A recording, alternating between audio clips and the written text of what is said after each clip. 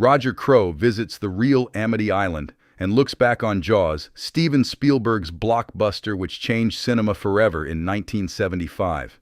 "That looks like a .45, remarks a holidaying copper from Blighty. "I'm on honeymoon with the new Mrs. Crowe, sat on a tourist bus which will take us around Martha's Vineyard, Massachusetts' most sought-after island. There's a hole in the window. The spiderweb glass fracture may have been caused by a .45 bullet, as fellow traveler Neville the cop suggests. Who knows? I do know that as a Jaws fan for decades, being in one of the most privileged regions of the U.S. is a dream come true. We're on Amity, home of one of the most famous thrillers in history.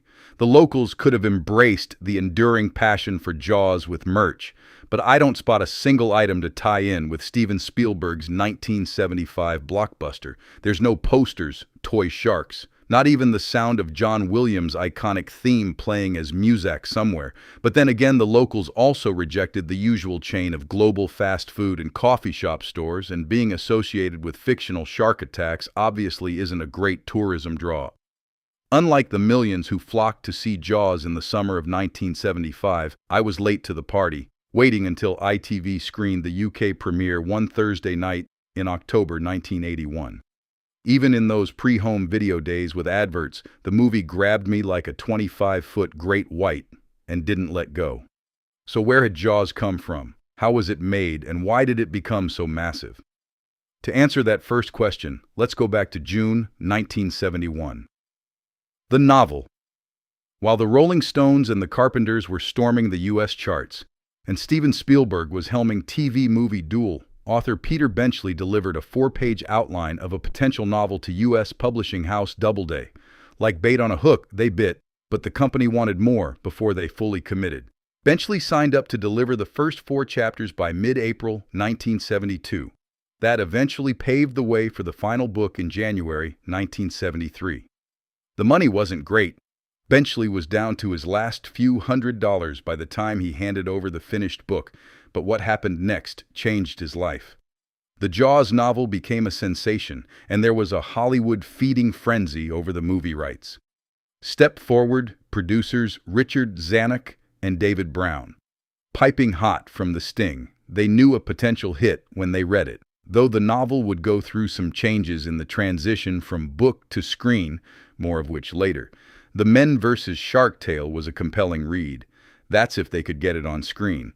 While Benchley and Carl Gottlieb, who also played Meadows, worked on the screenplay, getting the right actors to do the story, justice was as crucial as the script.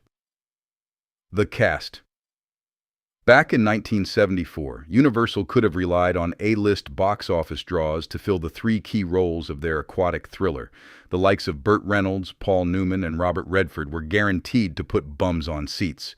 And as good as they would have been, Jaws would have become a very different beast. Charlton Heston was penciled in for New York cop Martin Brody, but Airport 1975 and Earthquake saw him saving countless folks, so protecting holidaymakers from a shark seemed a lot less epic. Gene Hackman's sidekick in the first French Connection was also a splendid thesp, and Roy Scheider proved he had the right stuff to play world-weary Big Apple law enforcers. He wasn't an obvious leading man as Brody, but he had enough charisma to fill a cruise liner. Timothy Bottoms and Jeff Bridges were shortlisted for shark expert Matt Hooper. American Graffiti had been one of Universal's surprise smashes of 1973, but as terrific as Richard Dreyfuss was in that movie, some wondered if he had the dramatic heft to play Hooper. Despite the lack of an Academy Award nomination, Dreyfuss gave an Oscar-worthy performance in Jaws, which eventually silenced any naysayers. Sterling Hayden had wanted to play Quint, but a tax problem scuppered that idea. So 007 veteran Robert Shaw, fresh from Zanuck/Brown's The Sting, was a sure thing as the veteran fisherman with salty dialogue and an understandable grudge against sharks. The shoot. Circa 1974. Martha's Vineyard had never been used in a major feature film. The elegant fretwork houses, some of which look straight out of a Hansel and Gretel storybook, helped make it an ideal filming location. A few wealthy locals begrudgingly welcomed the film crew, some expecting the resulting movie to vanish instantly.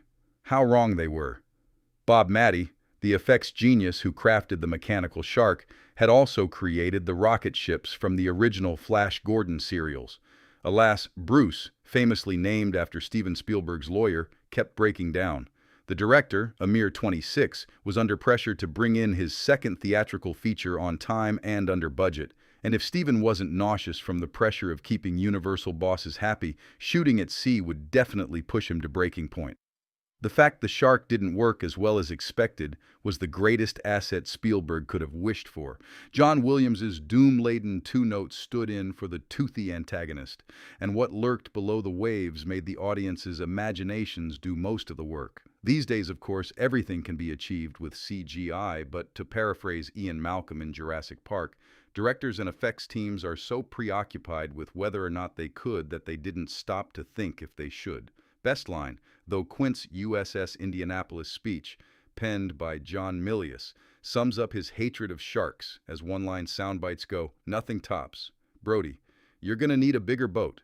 Just a shame they didn't take Hooper's, as it seemed far better equipped than Quint's decrepit Orca.